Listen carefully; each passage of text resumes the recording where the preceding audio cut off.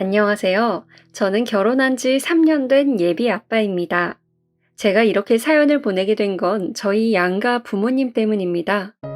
얼마 전 있었던 충격적인 사건으로 인해 제 마음이 매우 혼란스러워졌는데요.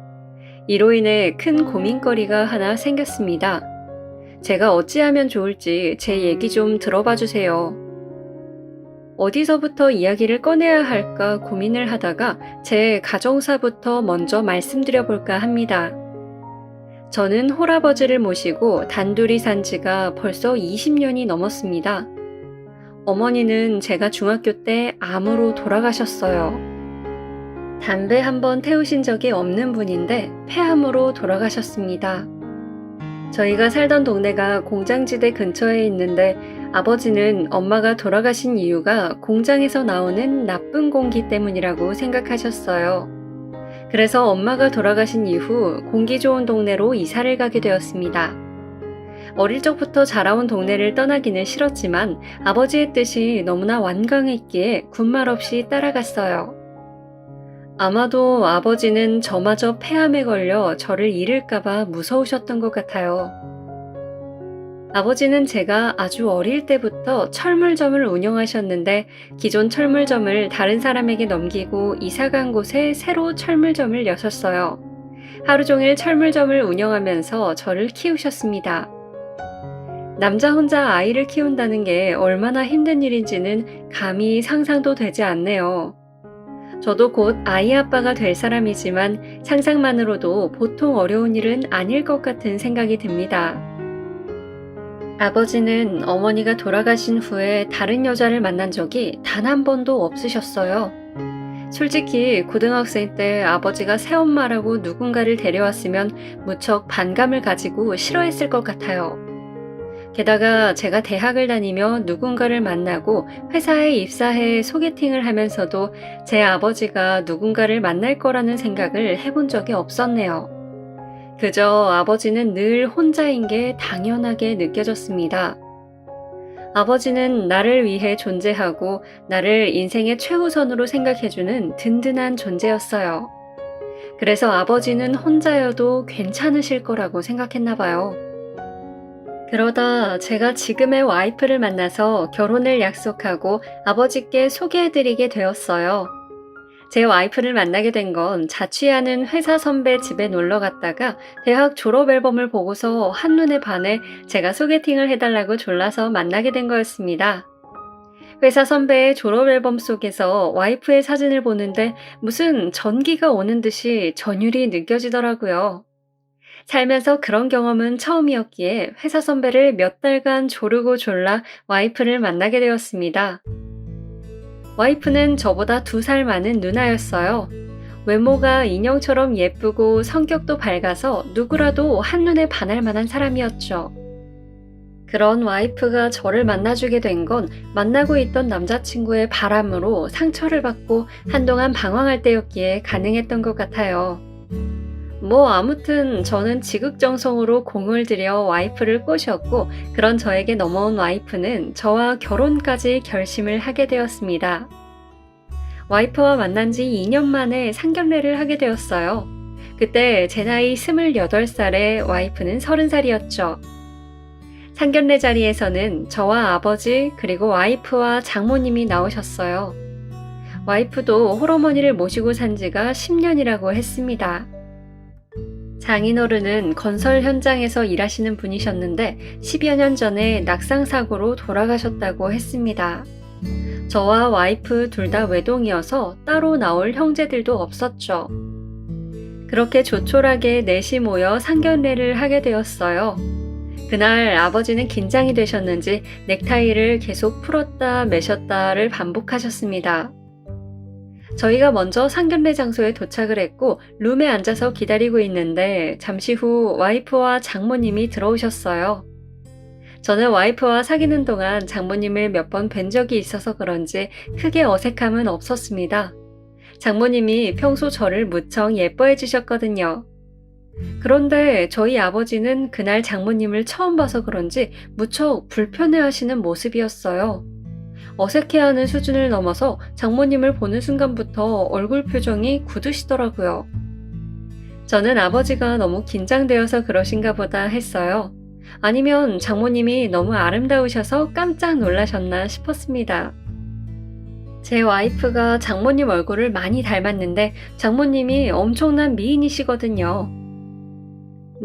아무튼 그날의 아버지는 사람보다는 로봇에 가까우셨어요. 대답도 엄청 딱딱하게 하시고 식사할 때도 음식을 마구 흘리고 손도 덜덜 떠시더라고요. 저는 상견례를 마치고 아버지 어깨를 감싸쥐며 아빠, 우리 장모님 엄청 미인이시지? 우리 수지가 장모님을 닮아서 이렇게 예쁜 건가 봐. 라며 팔불출처럼 말했어요. 그런데 아버지는 평소답지 않게 대답도 잘 안 하시고 좀 부자연스러워 보이셨어요. 그때는 아버지가 왜 그러신지 전혀 몰랐습니다. 그저 상견례 자리라는 게 어른들께 매우 불편한 자리인가 보다 생각했어요. 아무튼 저희 부부는 결혼을 하게 되었고 직장 근처로 터를 잡아 작은 아파트에 신혼집을 구하게 되었어요. 저희는 맞벌이 부부여서 평일에는 일을 하고 토요일, 일요일에는 아버지와 장모님 댁을 번갈아 가며 방문했어요. 토요일에는 아버지가 계신 곳에 가고 일요일에는 장모님 댁으로 가서 자식으로서의 효를 다하려고 노력했습니다. 와이프도 저도 핏줄이라고는 아버지와 장모님 뿐이었기에 결혼 후 혼자가 될 두 분이 많이 신경 쓰였거든요. 그런데 저희 집에서 양가 부모님 댁까지 거리가 너무 멀었어요. 저희 집을 가운데에 두고 양쪽으로 멀리 떨어져 계셨거든요. 그러다 아내의 직장이 아버지가 계신 곳 근처로 이전을 하게 되면서 저희도 그 근처로 이사를 가게 되었습니다. 마침 전세가 만기가 되어서 집을 빼고 새로 살 집을 구하게 되었어요. 그런데 아내가 저에게 제안을 하나 하더라고요. 여보, 그동안 우리 주말마다 부모님 뵈러 가느라 쉬지도 못하고 너무 힘들었는데 이참에 전원주택 같은 걸 하나 사서 아버님이랑 우리 엄마 다 같이 모시고 사는 건 어때? 어차피 우리 회사가 아버님네 동네로 이전하니까 그 근처로 집을 구해서 우리 엄마 모셔와서 같이 살면 서로 편할 것 같은데. 엄마랑 아버님 나이도 있으신데 서로 주변에 돌봐줄 사람 하나도 없잖아. 그러니까 두 분 같이 지내시면서 서로 돌봐주실 수도 있고 여러모로 좋을 것 같아서. 당신 생각은 어때? 나야 좋지. 장모님이 집안 살림 돌봐주시고 아버지가 힘쓰는 일 나랑 같이 해주시면서 자식들이랑 같이 살면 서로 심심하지도 않으실 테고. 그리고 우리 아버지 옛날부터 농사 짓는 거 해보고 싶다고 하셨거든. 전원주택 구하면서 땅도 좀 사서 두 분 소소하게 농사 지으시라고 하면 좋겠다. 그렇게 아내와 상의 후 양가 부모님께 말씀을 드리게 되었어요. 그런데 두 분 다 서로 너무 불편해지지 않겠냐고 그래도 사돈인데 라며 한사코 거절을 하시더라고요. 저와 와이프는 각자 부모님을 계속해서 설득을 했습니다. 사실 자식이라고는 저 하나뿐인데 언젠가는 홀로 계실 아버지를 제가 모셔야 할 테고 장모님도 마찬가지였으니까요. 그래서 이런저런 이유로 자식들 위해서 같이 살아달라 부탁을 드렸더니 두 분 모두 어쩔 수 없이 알겠다고 하시더라고요. 저와 와이프는 처음이야 불편하겠지만 서로 의지도 되고 나중엔 한 가족처럼 편해지지 않겠냐 하는 마음이 있었어요. 그렇게 저희 가족은 이사를 가게 되었습니다. 이사를 간 집은 작은 마당과 집 뒤쪽으로 농사지을 밭이 딸려 있는 집이었어요. 장모님은 플로리스트 자격증을 따서 문화센터 같은 곳에서 수강생들을 가르치는 일을 하고 계셨는데 마당이 생기자 꽃을 심고 싶다고 하시더라고요. 저희 아버지는 텃밭에 딸기 농사를 소소하게 지어보겠다고 하셨습니다. 처음에 우려와는 다르게 새로운 곳에서 새로운 삶을 시작하려니 모두들 들뜬 기분으로 즐거운 나날들을 보내게 되었어요. 저희가 예상한 대로 장모님이 아버지의 식사를 차려주시고 아버지는 집안과 마당 청소를 도맡아 하시면서 서로 상부상조하며 지내셨습니다. 그동안 홀아버지 식사 챙겨드리는 게 늘 마음에 걸렸었는데 장모님이 잘 챙겨주시니 마음이 놓이더라고요. 장모님께도 정말 감사하고요. 그리고 큰 짐을 옮기거나 전등을 갈 때도 저희 아버지가 도맡아 하고 장모님이 무거운 건 못 들게 도와주시고 했습니다. 저희 부부는 직장을 다니면서 새로 산 전원주택과 땅값을 열심히 갚아나갔죠. 집을 살 때 양가 부모님들이 똑같이 지원해 주셔서 큰 부담 없이 시작할 수 있었습니다. 그렇게 3개월의 시간이 흘렀을 무렵 아버지가 저에게 카카오톡 하는 방법을 물으시더라고요. 평소에 문자와 전화만 쓰시던 분이 제게 카카오톡을 깔아달라고 해서 참 의외다 싶었습니다. 저는 거실에 둘러앉아 과일을 먹고 있다가 아버지의 핸드폰에 카카오톡을 깔아드렸어요. 그리고 사용하는 법도 대략 알려드렸네요. 그렇게 며칠이 지났는데 어느 날 보니 아버지는 돋보기 안경을 끼시고는 저녁 때만 되면 누군가와 그렇게 카톡을 주고받고 계셨어요. 아버지, 누구랑 그렇게 카톡을 열심히 주고받으세요? 어? 아니다, 아무것도. 너는 가서 일 봐라. 하시고는 아버지 방으로 들어가시더라고요. 뭐지 싶었지만 아버지께도 사생활이 있나 보다 하고 말았습니다. 그렇게 또 시간이 흘렀을 무렵 가족들 모두가 거실에 둘러앉아 있는데 아버지 폰에 카톡 알람이 뜨더라고요. 한참을 한자 한자 눌러 쓰시더니 카톡을 보내시는데 이번에는 장모님 폰에 카톡 알림음이 뜨는 겁니다. 그렇게 저희 둘을 사이에 두고 두 분의 핸드폰에서는 계속해서 알림음이 뜨더라고요. 저희 부부가 두 분을 쳐다보니 갑자기 아버지가 방으로 들어가시는데 뭐지 싶더라고요. 그냥 두 분이 각자 친구들이랑 카톡을 하나 보다 싶었어요. 오랜 세월 혼자 계셨던 분들이라 친구분들이랑 연락하는 낙으로 사시는 분들이었거든요. 평소에도 주말만 되면 집에 안 계시고 항상 밖으로 나가셨어요. 친구분 만나러 가신다고 하는데 누구를 만날 수 있는지는 사실 잘 몰랐습니다. 장모님도 주말마다 늘 약속이 있으셔서 늘 한껏 차려입고 나가셨어요. 저희 장모님을 보면 정말 자기 관리를 열심히 하는 분이란 생각이 들었습니다. 제 와이프는 집에 있을 땐 화장을 전혀 안 하거든요. 사실 세수만 해도 다행이다 싶을 정도로 잘 꾸미지 않습니다. 그래도 너무 예쁘지만요. 아무튼 저희랑 같이 살면서 본 장모님은 매일 아침 화장을 기본적으로 하고 머리도 헤어롤을 이용해 예쁘게 모양도 냈고 옷도 늘 깔끔하게 입고 계셨어요. 드라마에 나오는 사람들처럼 늘 잘 차려입고 계셨습니다. 특히 외출하실 때면 더 예쁘게 차려입고 나가세요. 그런 모습에 영향을 받은 건지 저희 아버지도 집에 계실 때 늘 깔끔하게 있으시려고 하더라고요. 저랑 살 때는 주말에 늘 후줄근한 티셔츠에 팬티만 입고 계셨는데 말이죠. 아무래도 장모님 눈이 신경 쓰이셔서 그런지 집에 계실 때도 남방에 면바지를 입고 벨트까지 메고 계셨습니다. 저희 집에서 후줄근한 건 저와 제 와이프 뿐이었어요. 뭐 아무튼 주말마다 두 분 다 무척 바쁘신지 항상 집에 안 계셨죠.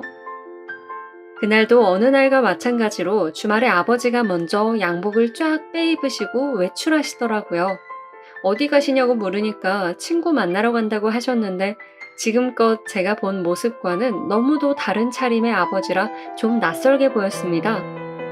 아버지가 나가시고 잠시 후 장모님도 친구 만나러 가신다고 나가시더라고요.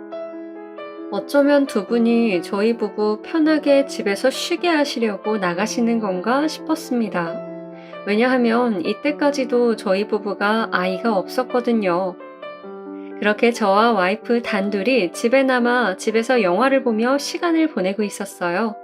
그런데 와이프가 달달한 커피가 마시고 싶다며 경치 좋은 데 가서 바람 좀 쐬고 오자고 하더라고요.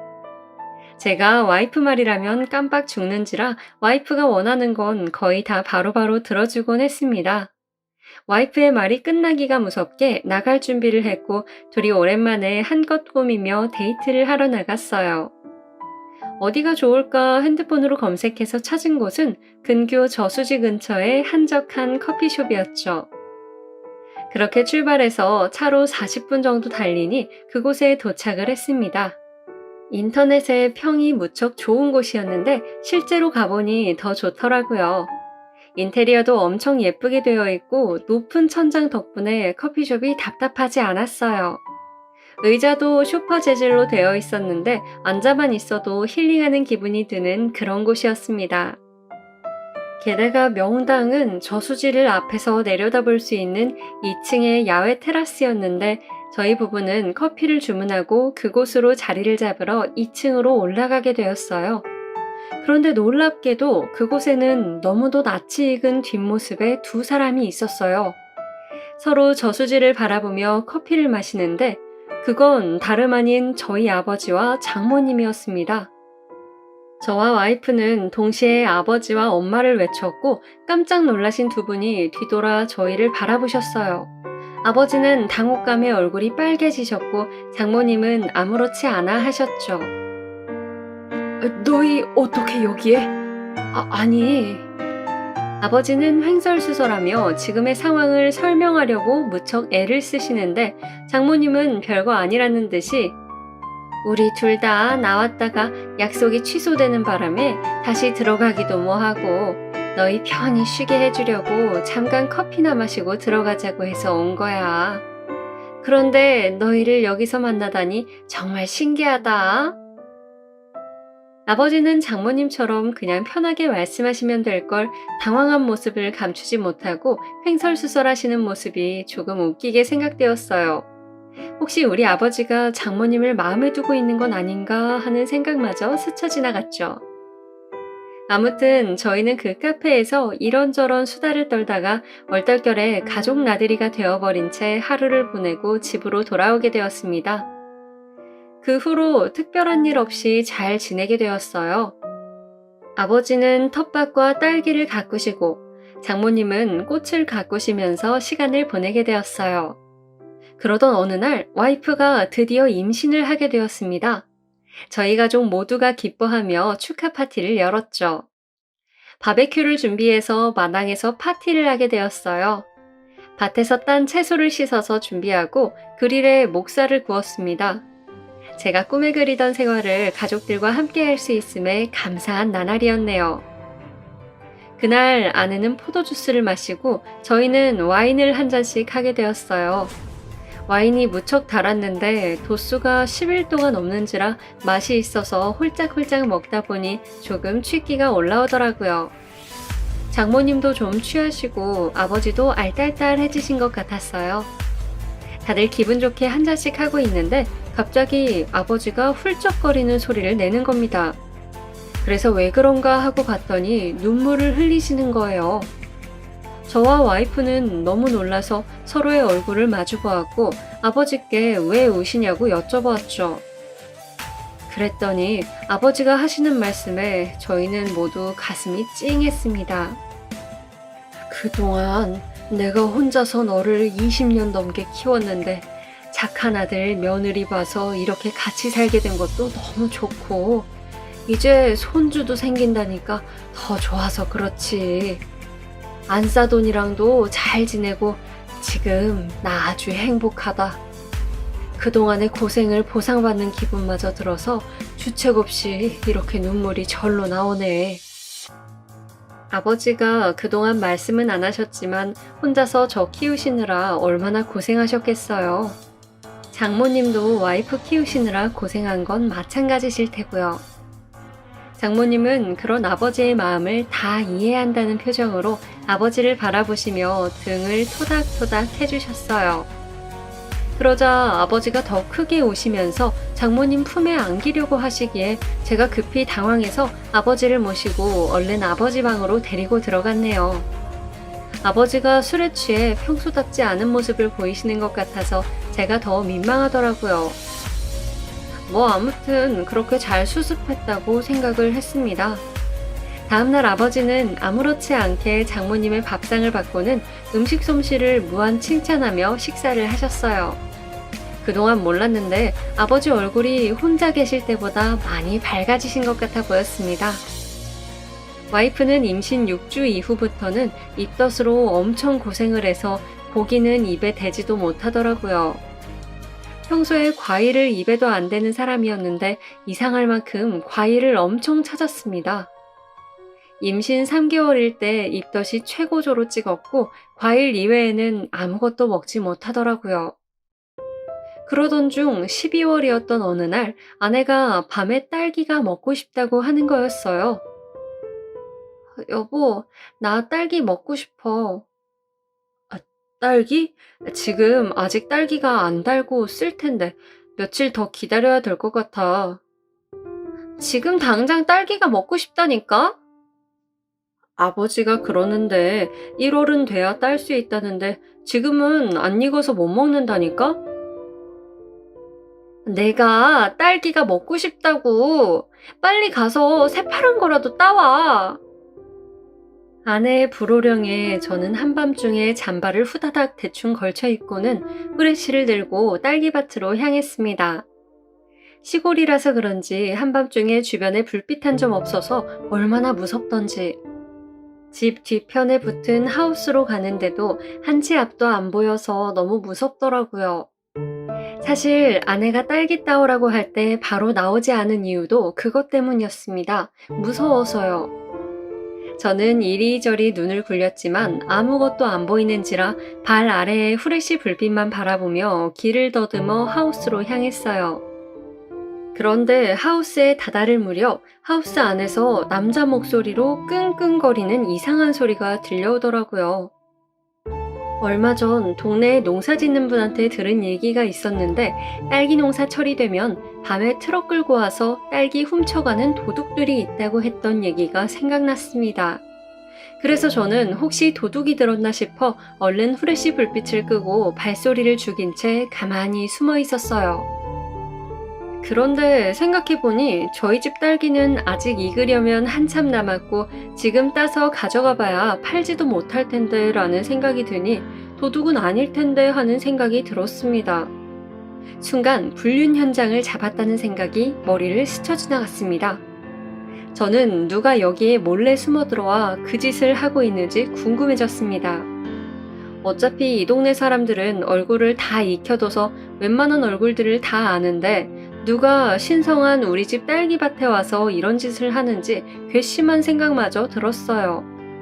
저는 하우스 문을 벌컥 열고 들어가 후레쉬로 그들을 비췄습니다. 저는 큰 소리로 당신들 누구야? 여기서 지금 뭣들 하고 있는 거야?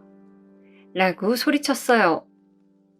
그리고 그들의 얼굴을 후레쉬 불빛으로 비춰보고는 너무 큰 충격에 그 자리에 주저앉고 말았습니다. 그건 다름 아닌 저희 아버지였고 아버지 밑에 있는 건 저희 장모님이었어요. 그 장면을 보는데 정말 아무 생각도 안 들고 머리가 뒤엉킨 것처럼 혼란스러웠습니다. 어쩌다가 얌전한 두 분이 이렇게 된 거지? 그곳에 그저 주저앉아 있는데 옷을 다 챙겨 입은 장모님이 말씀하셨어요. 내가 자네한테 못 보일 꼴을 보였네. 제발 우리 수지한테는 비밀로 해주면 안 되겠나? 이런 말 하면 뻔뻔하게 들리겠지만 사실 자네 아버지랑 나한테도 사정이 있었어. 영민아, 내가 얘기할게. 이게 다 못난 내 탓이다. 제발 너희 장모님 그런 이상한 눈으로 보지 말아 주었으면 좋겠구나. 어두컴컴한 비닐하우스에서 후레쉬 불빛에만 의존한 채 아버지의 이야기를 듣게 되었습니다. 사실 아버지에게는 첫사랑이 있었대요. 그 첫사랑과 서로 결혼을 약속했지만 사실 여자 쪽 집안에서 엄청 반대를 하셨다고 합니다. 보잘것없는 아버지가 눈에 차지 않았나 봐요. 그러다 아버지가 군대를 가게 되었고 아버지의 첫사랑은 아버지를 계속 기다리겠다고 했대요. 하지만 아버지가 상병이 된 순간부터 그분과 연락이 끊겼다고 합니다. 제대 후에 찾아가 보았지만 이미 이사를 가고 없더라네요. 그리고 들리는 소문을 통해 알게 된 사실은 그 여자 쪽 집에서 딸을 부잣집에 시집을 보냈다는 거였대요. 일부러 아버지가 군대에 가 있는 동안 여자의 부모님이 부잣집 부모들과 짜고서 부잣집 아들과 만나게 해서 억지로 인연을 이었다고 합니다. 그렇게 바로 임신이 된 아버지의 첫사랑이었던 그 여자가 낳은 아이가 바로 제 와이프였고, 그렇게 아버지를 그리워한 채 살다가 상견례 날 처음으로 두 분이 만나게 되신 거라고 했어요. 아버지는 떠난 첫사랑을 그리워하다가 결국 중매로 만난 여자와 결혼을 하게 되었는데, 그게 바로 저희 엄마라고 하셨습니다.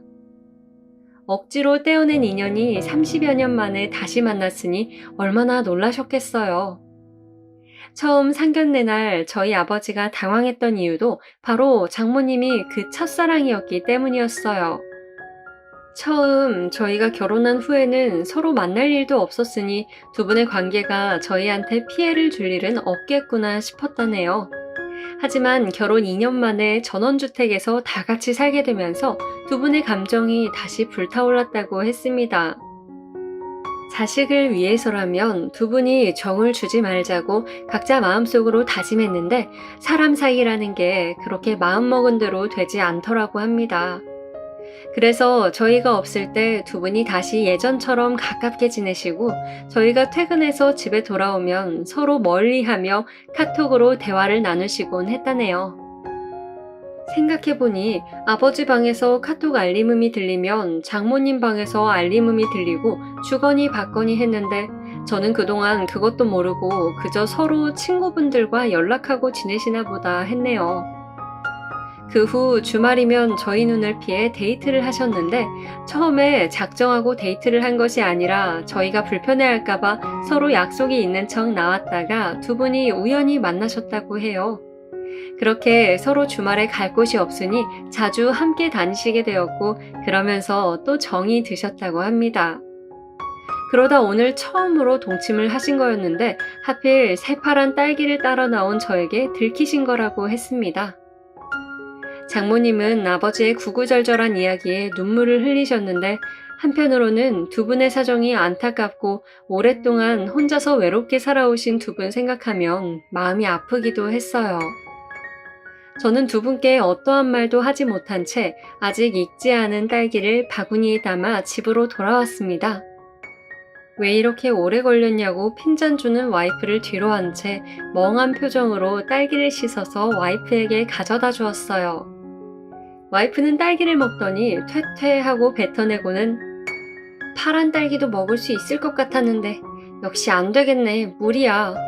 아무래도 그냥 좀 더 익으면 먹어야겠다. 근데 여보, 표정이 왜 이렇게 안 좋아? 딸기밭에서 귀신이라도 봤어? 라며 아무것도 모르는 천진난만한 표정으로 저를 보면서 놀리는데, 저는 씁쓸한 미소만 지을 뿐이었네요. 그 후로 와이프가 집에 없을 때 아버지와 단둘이 이야기를 나눠보았습니다. 아버지는 저희에게 못할 짓을 했다며 이제 두 분은 사이를 정리하기로 했다고 하시더라고요. 그런데 아버지가 장모님과 헤어진 이후 점점 한 집에서 지내는 게 불편해지기 시작했어요. 솔직히 서로 사랑하시는데 자식들을 위해 헤어지는 상황이니 두 분이 얼마나 소가리를 많이 하셨겠어요. 그날 이후로 아버지는 주말에도 철물점 문을 열고 일을 하러 가셨고, 장모님도 주말에 운영하는 강좌를 열어 바쁘게 지내시더라고요. 그리고 서로 집에서 마주치지 않으려고 두 분 다 방에서 잘 나오시지도 않았습니다. 이쯤 되니 와이프도 뭔가 이상했는지 두 분이 싸우신 거 아니냐는 말까지 나왔어요.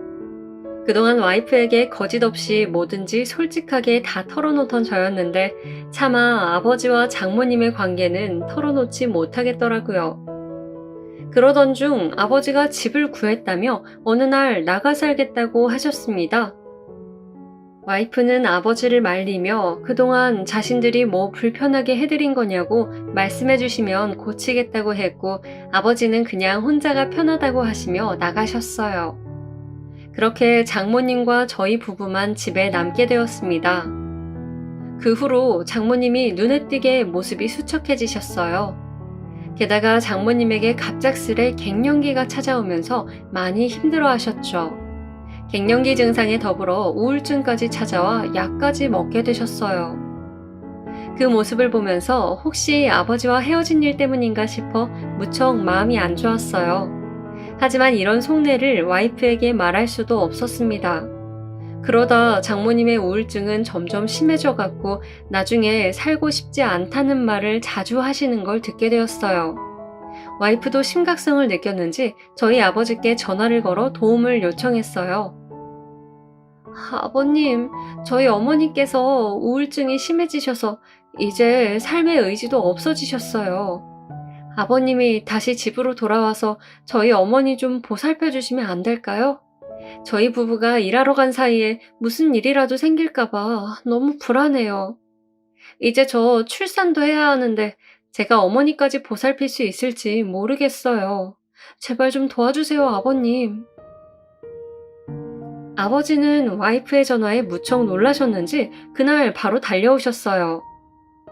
아버지가 이사 나가신 이후로 6개월간 서로 한 번도 만나지 않으셨던 두 분이 그렇게 다시 만나게 되었습니다. 장모님은 저희 아버지를 보자마자 눈물을 펑펑 쏟아내며 우셨고, 제 와이프는 무슨 영문인지 몰라 어리둥절했죠.